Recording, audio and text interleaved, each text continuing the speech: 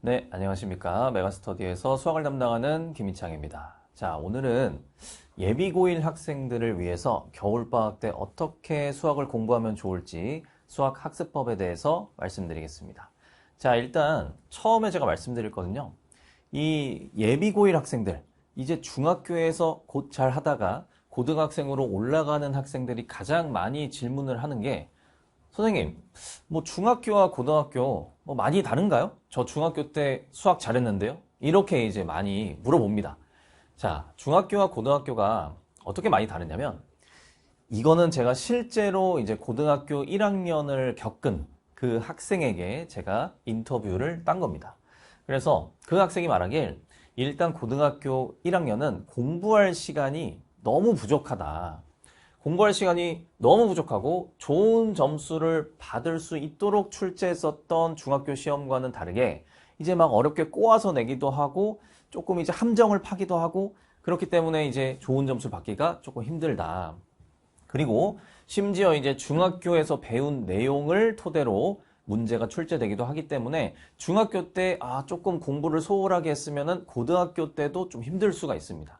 그래서 일단은 중학교랑은 조금 다른 느낌이죠. 공부할 시간 자체가 일단은 많이 없고 그 다음에 문제 자체도 좀 어려워지고 그리고 중학교 때 배웠던 것도 다 기억을 하고 있어야 된다.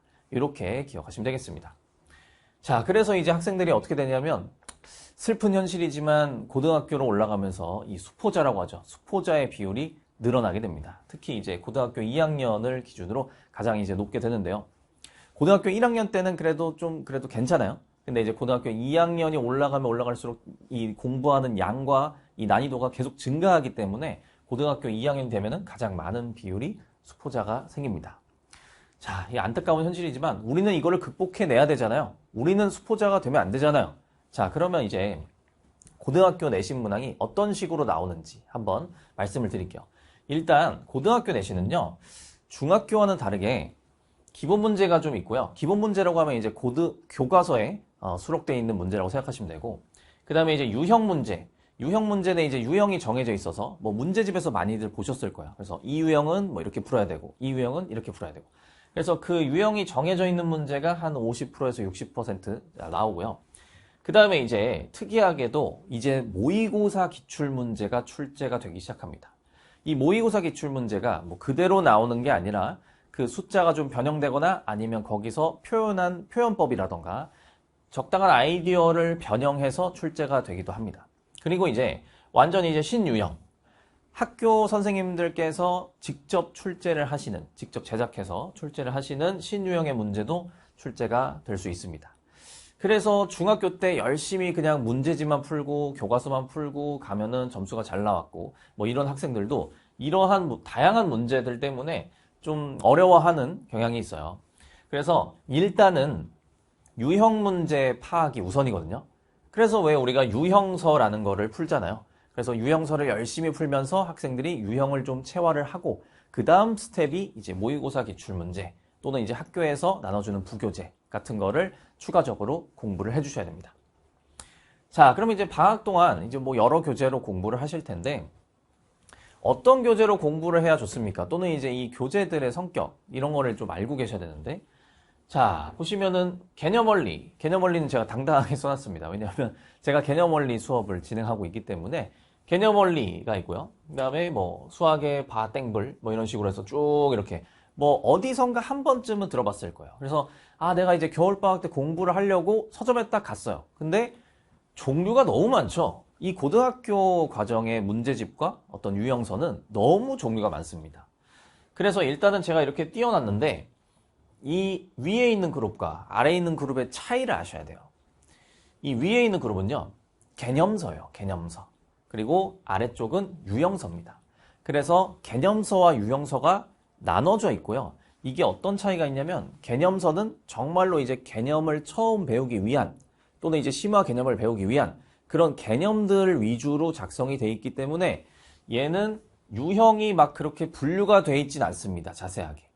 그래서 얘는 개념을 공부하기 위해서 쓰는 교재고 그 다음에 이 아래쪽에 있는 게 유형서예요. 유형서. 그래서 얘는 유형이 정해져 있기 때문에 많은 양의 문제가 들어가 있고 또 유형 정리를 하기가 아주 좋죠. 자, 그래서 예를 들어서 방학 동안 개념 원리만 했어요. 근데 개념 원리만 했다는 얘기는 그거는 개념서만 공부를 했다는 뜻입니다. 그러면 아직 유형 정리는 좀 부족할 수 있는 거죠. 그래서 이 모두를 다 공부를 해줘야 된다는 거를 명심해 주셔야 되고요. 그리고 정말로 이제 만약에 내신을 대비한다 라고 한다면 이 개념과 유형 정리 말고도 추가적으로 해주셔야 되는 게 있습니다. 제가 앞에서 살짝 힌트를 드렸었는데 이것도 들어보셨을 거예요. 뭐 무슨 스토리, 무슨 텅 뭐 이런 식으로 해서 쭉 이렇게 있는데 이거는 뭐죠? 기출문제집입니다. 그래서 모의고사 기출문제를 모아놓은 문제집이에요. 그래서 아까 제가 말씀드린 대로 이제 고등학교 시험 문제에서는 이 평가원이나 또는 이제 교육청 모의고사가 변형돼서 출제가 될 수 있기 때문에 이 기출문제도 공부를 따로 해주셔야 된다. 자, 그래서 순서는요. 개념 공부를 먼저 해주시고요. 그 다음에 유형서로 유형을 쭉 이렇게 한번 돌려주시고 그 다음에 기출문제 순서로 가시면 되겠습니다. 근데 이제 대신에 그냥 순서대로 이것 찍고 이것 찍고 이것 찍고 이렇게 가시는 게 아니라 이걸 가기 전에 이 유형서를 충분히 많이 돌려 놓으셔야 돼요. 그러니까 이 유형이 그냥 툭 하면 탁 이렇게 나오도록 연습이 돼 있으셔야 됩니다. 만약에 여기 있는 유형 문제가 뭔가 반응이 느리거나 아니면은 이거 어떻게 풀더라? 어떻게 풀었었지? 이런 식으로 이제 막 기억을 더듬더듬 찾아서 그렇게 문제를 해결하다 보면 나중에 시험 문제를 풀 때는 시간이 모자라실 겁니다. 그래서 유형서가 완벽하게 좀 체화가 될 수 있을 때까지 반복을 해주시는 게 좋습니다. 자, 그래서 이제 학생들이 또 많이 물어보는 게 모의고사랑 내신은 다른 거 아닌가요? 모의고사는 약간 뭐 정시 이런 거고 내신은 약간 수시 뭐 이런 느낌 아닌가요? 이런 식으로 이제 많이 질문을 하거든요. 근데 이제 고등학교 과정은요. 모의고사, 또 수능 이런 공부와 그 다음에 내신 공부가 크게 다르지 않습니다. 특히 수학은요. 특히 이제 뭐 수학 같은 경우에는 이 문제 자체가 뭐 학교에서만 출제되는 뭐 파트도 있긴 합니다만 그런 부분이 굉장히 적기 때문에 내신 공부가 결국에는 수능 공부다라고 생각하시면 돼요. 자, 그래서 제가 이제 못 믿으실까봐 예시를 한번 들고 와봤는데, 자, 이 문제가 이제 2018년 교육청 모의고사 문제였습니다. 근데 이게 땡땡고 1학년 2학기 중간고사에 출제가 된 부분이죠. 23년에. 여기서 이제 우리가 눈여겨봐야 되는 거는 이거예요. 23년 시험 문제거든요. 23년 학교 시험인데 여기서는 2018년 교육청 모의고사 문제예요. 이게 무슨 말이에요? 5년 전 기출문제도 공부를 해야 된다는 말입니다. 그러면 아니 선생님 5년 전까지 기출문제를 어떻게 다 공부합니까? 그걸 다 공부할 수는 없죠. 그 문제가 얼마나 많은데 그걸 다 공부합니까? 그래서 2018년까지 다 공부해라 이게 아니라 잘 출제가 되는 문제가 정해져 있으니 이렇게 선정된 모의고사 문제집. 그래서 아까 제가 말씀드린 그런 모의고사 기출문제집 같은 것을 푸시고 또는 이제 뭐 선생님이나 학원 선생님이나 아니면은 뭐 저나 뭐 이런 식의 도움을 받아서 선정된 모의고사 문제를 풀어보시는 걸 추천을 드려요. 자, 그래서 이 고등학교 내신은 속도와 정확성이 핵심이에요. 저 모의고사 문제를요, 그 현장에서 풀어내기란 쉽지 않습니다. 왜냐하면 모의고사 문제는 생각도 많이 해야 되고 그 다음에 유형이 딱딱딱딱 정해져 있는 그런 느낌이 아니기 때문에 이 모의고사 문제는 풀어봤냐 안 풀어봤냐가 굉장히 커요. 그래서 이제 풀어본 학생들은 바로 나 이거 풀어봤는데 이거 이렇게 푸는 거였는데 하고 이제 바로 반응을 할 수 있는 반면에 안 풀어본 학생들은 그 자리에서 이제 고민을 해봐야 되는 거죠. 그래서 속도와 정확성이 핵심인데 뭔가 좀 뻔한 얘기라고 생각을 할 수 있습니다. 이 속도와 정확성은 어떻게 높여야 됩니까? 자, 여기서 얘기하는 속도는요. 단순히 막 연산을 빠르게 하고 막 곱셈, 나눗셈 이런 걸 빠르게 계산해라 뭐 이런 느낌이 아니라요. 속도는 최적의 풀이가 모듈화 되어 있어야 된다. 좀 어려운 말일 수 있는데 모듈화라는 게 뭐냐면 쉽게 얘기해서 머릿속에 정리가 돼 있으셔야 돼요. 정리. 그래서 이 최적의 풀이가 정리가 딱딱딱딱 돼 있을 때 그 문제를 만나면 이거는 이거였는데 하고 이렇게 딱 꺼내는 거죠. 그러니까 쉽게 예를 들자면 우리가 이제 옷 정리도 잘 해놔야 빨리 나가야 돼요. 그러면은 내가 저 자켓이 어디 있었는지 알면 바로 그걸 딱 열어서 그걸 입고 바로 나갈 수 있잖아요. 약간 이런 느낌이에요. 어떤 문제가 나왔을 때 머릿속에 정리가 안 돼 있으면 아 이건가 하면서 이 옷장 열어보고 저 옷장 열어보고 서랍 열어보고 막 이러면서 이제 시간이 지체될 수 있다는 얘기입니다. 그래서 최적의 풀이가 머릿속에 모듈화되어 있어야 된다. 이렇게 생각을 하시면 되고요. 그 다음에 자 이것도 뭐 선생님 당연한 말 아닌가요? 암기해야 될 부분이 암기가 되어 있는가? 이게 무슨 말인가? 저기서 얘기하는 암기는요. 공식 암기가 아니에요. 아니 공식 암기는 당연히 돼 있으셔야 되고요. 여기서 암기되어야 할 부분이 뭐냐면 공부를 하다가 이거는 개개인마다 다를 거예요. 특히 내가 이 부분이 좀 약하거나 또는 이 특정 유형의 문제의 풀이법이 좀 잘 공부가 안 될 수 있어요. 그러면 그 특정 유형의 풀이법 같은 것을 내가 실수를 많이 한다라는 거를 기억하고 있어야 된다는 뜻입니다. 아니면 암기해야 될 부분이라고 했으니까 뭐 공식을 다 떠나서 예를 들면 이 단원에서는 이런 부분이 자주 출제되니까 그거를 기억하고 있어야 된다는 뜻이에요. 그래서 바로 암기가 되어 있으니까 아 내가 이거 나올 줄 알았어 하면서 이렇게 바로 풀어줘야 된다는 얘기죠. 그런 식으로 속도를 올릴 수 있고요. 자, 그 다음에 정확성입니다. 정확하게 풀어내는 거 당연히 중요합니다. 정확하게 푸는 거는요. 당연히 꼼꼼하게 풀어야 되는 건 맞는데요. 이제 주어진 조건을 잘 읽고 예외가 없는지 확인하셔야 돼요. 예외. 왜냐하면 이 고등학교 수학은 예외가 좀 많아요. 그러니까 얼핏 문제를 읽으면은 그냥 답이 이렇게 나왔었는데 예외가 있기 때문에 사실은 여기서 하나가 빠진다던가 또는 하나를 추가해야 된다던가 뭐 이런 경우가 되게 많습니다. 그래서 예외가 없는지 꼼꼼하게 계속 체크를 하는 것이 중요하고요. 그 다음에 실수로 인해서 다시 계산해야 되는 상황을 최소화하셔야 됩니다. 왜냐하면 내신은 시간 싸움이기 때문에 중학교 때는 그럴 수 있어요. 중학교 때는 학교 시험을 볼 때 뭐 한 번 보고 다 풀었는데 시간이 남았어요. 2번 보고 3번 보고 검토를 이제 여러 번 할 수 있는 그런 여유 시간이 있을 수 있습니다. 그런데 고등학교 시험은 그러기엔 쉽지 않아요. 저도 이제 학교 시험을 풀어보거든요. 학교 시험을 풀어봤을 때 막 시간이 물론 좀 남긴 합니다만 막 2번, 3번 볼 여유는 없습니다. 그래서 실수가 굉장히 치명적이에요. 실수를 하게 되면 다시 돌아가서 시간을 그만큼 소요를 해야 되기 때문에 평소에 실수를 줄이는 연습을 하셔야 됩니다. 제가 나중에 실수를 줄이는 방법도 캐스트를 올려드릴 테니까 그 부분을 잘 체크해 보시면 좋겠습니다. 자, 그러면 속도와 정확성을 올리기 위해서는 내가 무엇을 해야 되는가? 바로 복습이에요. 복습? 너무 뻔한 클리셰죠? 자, 복습을 통해서 개념을 고도화시킨다라고 생각하시면 되는데 보세요. 우리의 머릿속이 이렇게 톱니로 이루어져 있다고 합시다. 그러면 배웠던 개념이 있겠죠? 배웠던 개념이 있을 거고 그 다음에 오늘 새로 배운 개념도 있을 거예요. 그리고 문제 풀이를 위한 어떤 사고나 뭐 해설이나 뭐 이런 것도 머릿속에 담겨져 있겠죠. 그런 것을 논리적 사고로 내가 돌려줘야 이게 모두가 이렇게 맞물리면서 다 돌아가면서 내 머릿속에 기억이 되는 거거든요. 그래서 복습을 여러 번 해주셔야 그래야 내 머릿속에 저장이 됩니다. 그러면 이제 학생들한테 복습하세요 라고 하면 대부분 학생들이 그냥 뭐 오답을 하면 복습을 하는 것인가 아니면 뭐 영상 강의를 다시 시청하면은 복습을 하는 것인가 뭐 이런 걸 이제 궁금해 하시는데 복습을 몇 번 해야 되는 걸까요? 이렇게 질문해요. 복습은요 절대적 권장 횟수가 없습니다. 왜냐하면 개개인마다 이해 속도와 그 다음에 받아들이는 정도가 다르기 때문에 복습은 많이 하면 많이 할수록 내가 완벽하게 될 때까지 하는 게 복습입니다. 자, 근데 조금 디테일하게 말씀을 드리자면 점검을 하시는 게 결국 저는 복습이라고 생각하거든요.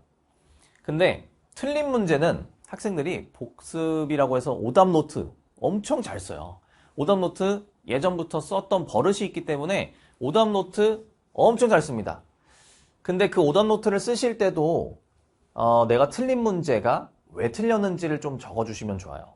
계산 실수를 했는지 또는 암기 요소가 부족해서 틀린 건지 또는 막힌 단계가 내가 발상이 안 된 건지 또는 문제 해석이 안 된 건지 이런 거를 조금 메모를 해주시면 나중에 큰 자산이 될 겁니다. 자, 그런데 맞힌 문제를 학생들이 정말 안 봐요. 왜냐하면 동그라미 치면은 기분이 좋거든요. 동그라미 쳤고 난 일단 맞았고 일단 나는 이 문제를 풀 수 있는 사람이고 난 시험에 나와도 이 문제를 맞출 수 있을 것 같고 그래서 맞힌 문제는 점검을 안 해요. 근데 맞힌 문제도 점검을 하셔야 됩니다. 왜 하셔야 되냐면 아까 제가 말씀드렸죠. 효율적인 풀이가 맞는지를 체크하셔야 돼요. 왜냐? 자, 이 문제를 풀긴 풀었어요? 근데 풀이가 막 이래요. 풀이가 막 이렇게 돼 있고 막 이 문제 하나 푸는데 막 10분, 15분 막 이렇게 걸렸어요. 그러면요. 그거는 학교 시험에 나왔을 때 10분, 15분을 거기에다 할애하잖아요? 그럼 뒤에 문제를 다 날려요. 이게 또 볼 수가 없다니까요. 학교 시험은. 그래서 풀이가 효율적인지를 꼭 체크를 해보셔야 되고 그 다음에 내가 그 문제를 얼마나 빠르게 반응했는지도 보셔야 됩니다. 막 전전긍긍 하면서 이 문제를 막 20분, 30분, 막 하루 이틀 걸려가지고 이제 푸는 거 물론 도움이 되겠습니다만 그런 걸 체크해 보셔야 된다는 거죠. 체크. 내가 이 문제를 풀긴 풀었는데 막 20분 걸렸다. 그러면 그 문제는 다시 한 번 더 풀어볼 필요가 있어요. 그냥 맞았다고 동그라미 치고 기분 좋을 게 아니라. 아셨죠? 그리고 내가 모든 과정을 이해해서 맞았는지를 반드시 보셔야 돼요. 이것도 이제 학생들이 되게 잘 넘어가는 것 중에 하나인데 약간 그 애매한 부분이 있죠. 공감하시는 분들이 있을 거예요. 애매하지만 뭔가 그냥 왠지 양수일 것 같아. 왠지 음수이지 않을까? 하면서 그냥 밀고 들어가서 맞았네. 동그라미. 이렇게 하는 경우를 저는 많이 봤단 말이죠. 그래서 모든 과정을 여기서 왜 이렇게 돼야 되는지, 왜 양수는 안 되는지, 왜 음수는 안 되는지, 왜 여기서 절대값을 봐야 되는지 이런 식으로 모든 과정을 이해해서 맞았는지를 체크를 하셔야 된다는 얘기입니다. 아셨죠? 자, 그럼 이제 겨울방학 때 학습 체크 포인트를 한번 정리해 드릴게요. 자, 일단은 겨울방학이 지나고 개학을 하잖아요. 그럼 진짜 정신이 없을 거예요. 정말로. 왜냐하면 학교에서 시키는 게 너무 많아요. 막 수행평가도 해야 되죠. 뭐 조별 발표도 해야 되죠. 막 만들어야 될 것도 많고 엄청 시간이 없어요. 그래서 개학하면 시간이 없기 때문에 개념 공부를 하기에 너무너무 좋은 시간입니다. 겨울방학은.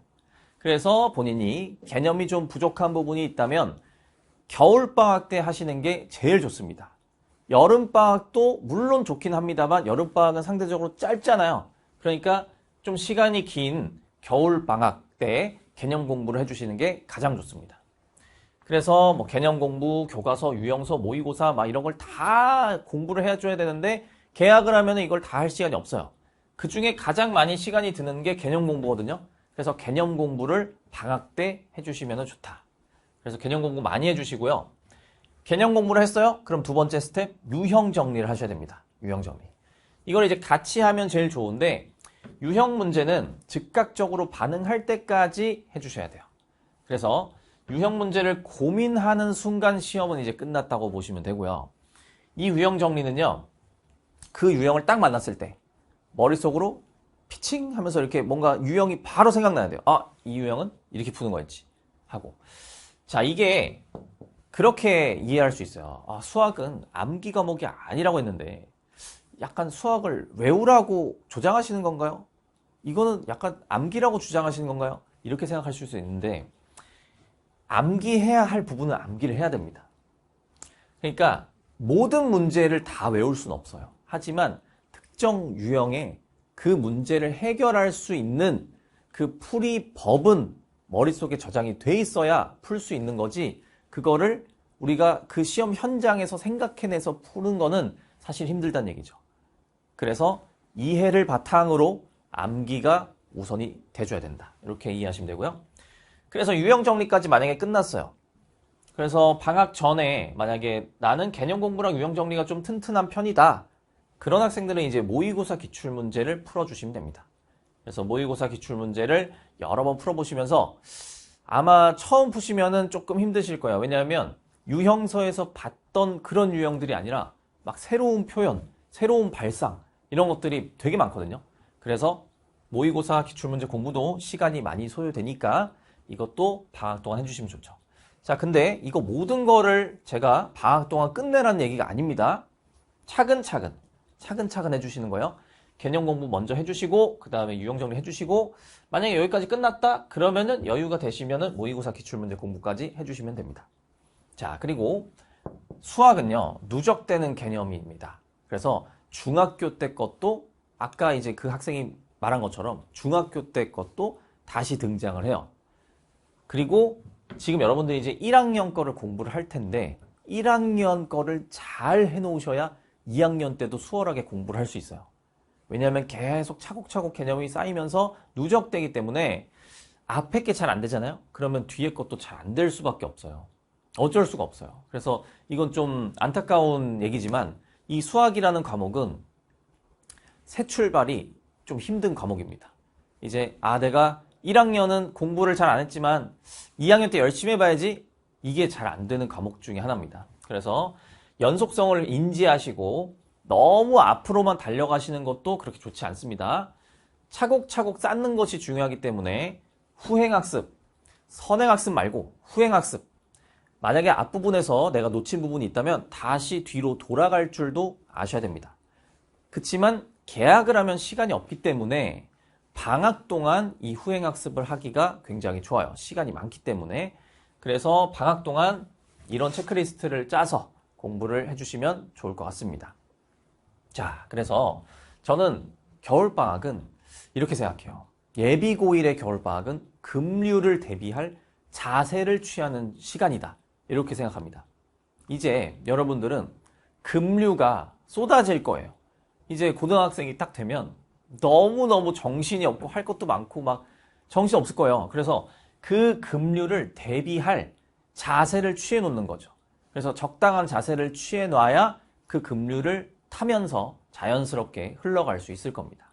자, 그래서 겨울방학 때 좀 열심히 공부를 하시면서 이 자세를 취해서 본인이 이제 원하는 성적까지 잘 급류를 타서 흘러가 주셨으면 좋겠습니다.